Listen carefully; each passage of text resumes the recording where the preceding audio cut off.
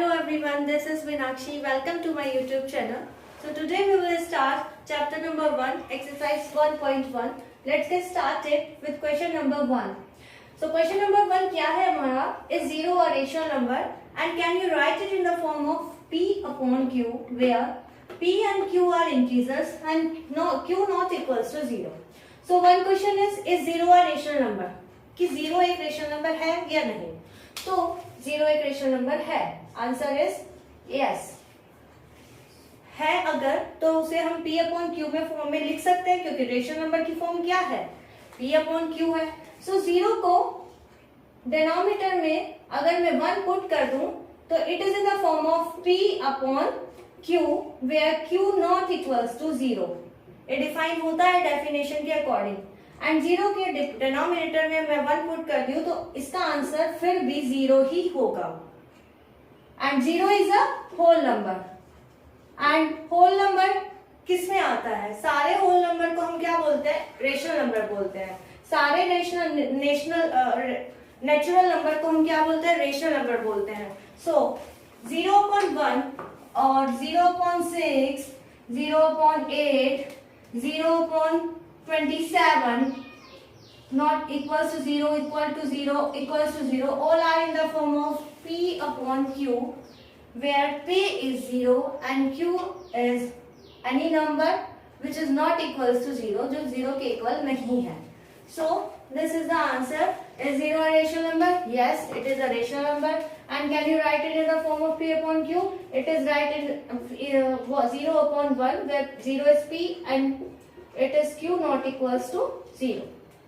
And 0.1 is equals to 0. Now we will do question number 2. Here the question is find 6 rational numbers between 3 and 4. अब आप question देख के सोच रहे होंगे कि 3 and 4 के बीच में हमें 6 रेशनल नंबर फाइंड करने हैं. एंड 3 and 4 कंटिन्यूसली 3 के बाद 4 आ रहा है तो 6 नंबर कैसे फाइंड आउट करें? तो हम क्या करेंगे? 3 and 4 इन दोनों नंबर्स को हम फर्स्ट कन्वर्ट करेंगे इक्विवेलेंट फ्रैक्शन में बाय मल्टीप्लाइंग करके उनके न्यूमरेटर एंड डिनोमिनेटर में. Like we have to find 6 rational numbers, so n is equals to 6 here.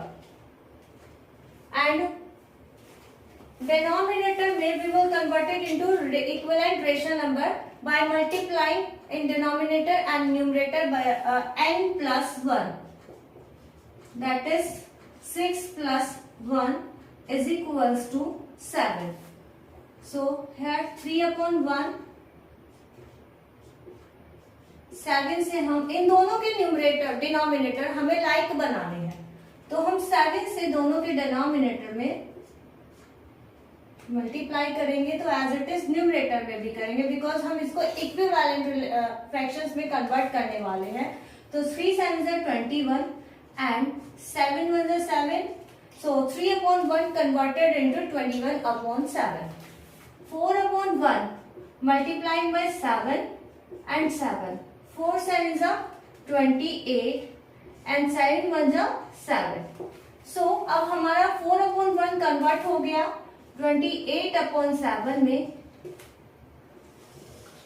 and 21 upon 7 converted in 3 upon 1 converted into 21 upon 7. अब इनके बीच में हमें 6 नंबर्स फाइंड आउट करने हैं. डिनोमिनेटर दोनों के सेम है, न्यूमरेटर दोनों के डिफरेंट है. तो इसके बाद में जो नंबर्स आएंगे 22 upon 7, 23 upon 7, as we there are infinitely many rational number between any two number. So these are the numbers 24 upon 7, 25 upon 7, 26 upon 7 and 27 upon 7. 1 2 3 4 5 6. 6 rational numbers. These are the numbers between 3 and 4.